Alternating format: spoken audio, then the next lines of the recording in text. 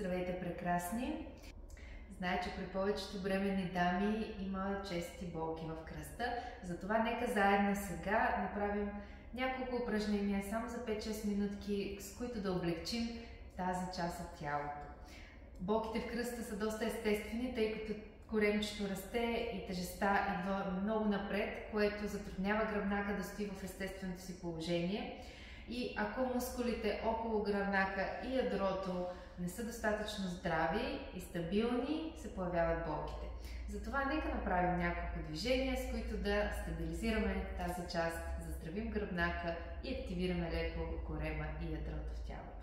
Ще започнем на стената, така че изправете се и отидете някъде на свободна стена.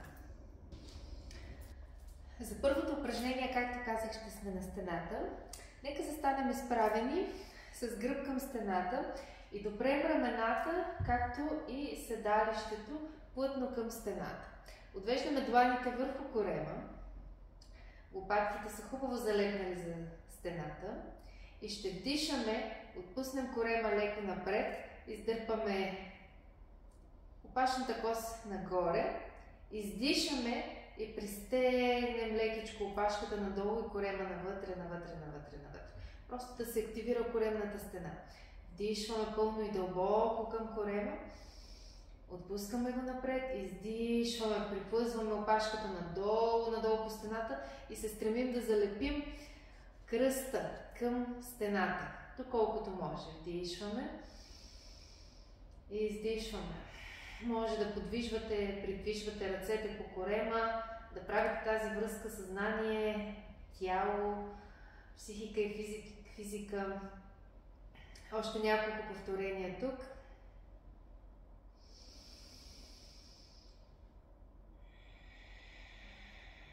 Хубаво залепвайте кръста за стената.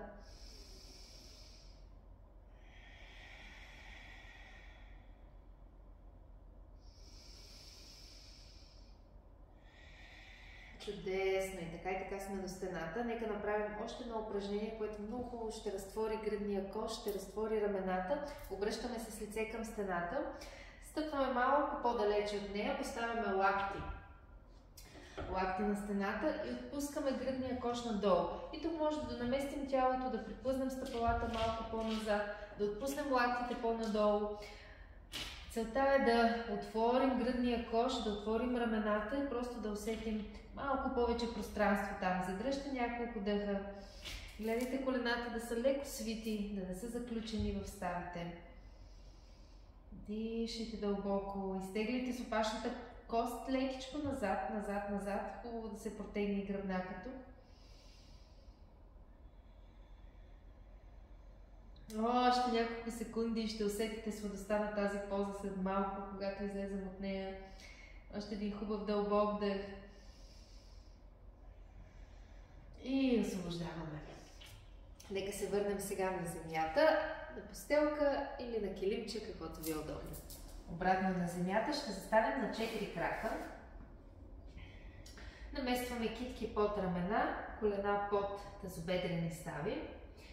И ще направим няколко котешки, кравешки гръбчета, като се фокусираме в движенията на таза. Нека движенията на таза започват цялото движение и оттам да тръгват вълните по гръбнака. Вдишваме, отпускаме корема надолу, опашната кост тръгва нагоре, сърцето се отваря напред. Издишваме с опашната кост, тръгваме надолу, надолу, надолу, гръбнака следва, извиваме хубаво нагоре гръбнака. Силно нагоре в дъга, вдишваме. Издишваме. Вдишваме. Издишваме. Издишваме отново, пристягаме корема навътре към нас, да се активира хубаво коремната стена. Още 3 пъти.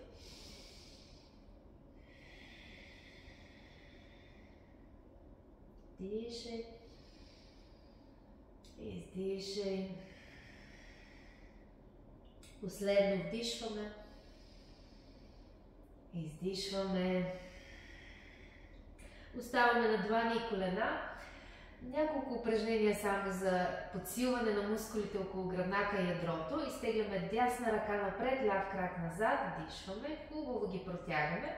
Издишваме, пускаме долу. Сменяме. Вдишваме лява ръка, десен крак. Протягаме. Издишваме долу. Вдишваме. Издишваме. Вдишваме. Протягаме хубаво.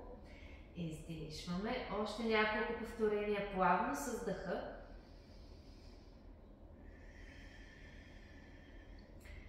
И като приключим това упражнение, ще минем малко към разтягане. Последни повторения направете с всяка ръка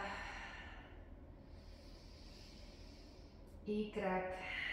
Чудесно! Връщаме на 4 крака, отваряме колената настрани, избутваме таза назад за детска поза. Изтегляме ръцете хубаво напред, протегнете. И сега, за да разтеглим хубаво, дигнете ръцете на пръсти и приплъзнете пръстите колкото може напред, колкото може.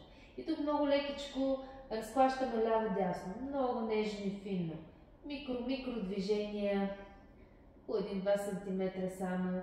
Ще усетите как се освобождава цялата дължина на гръбнака, особено в областта на кръста. Много хубаво движение за тази част на тялото. Дишайте дълбоко по дължината на гръбнака.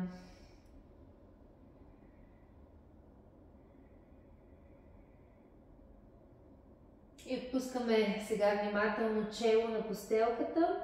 Ръцете също омекват на пода. И нека приплъзнем ръцете наляво и наместим длан върху длан. Челото остава на земята. И така тялото е съвсем леко и нежно извито настрани. Оставяйки тук няколко дъха.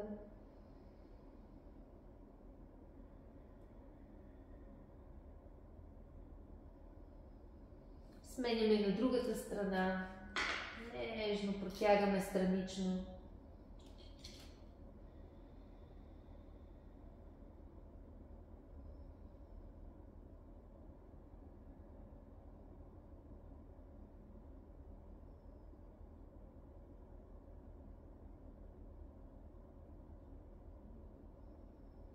Връщаме в средата, внимателно се вдигаме, заставаме отново на длани и колена. И тук ще раздвижим таза наляво надясно, много нежно и внимателно. Поклатете ляво-дясно.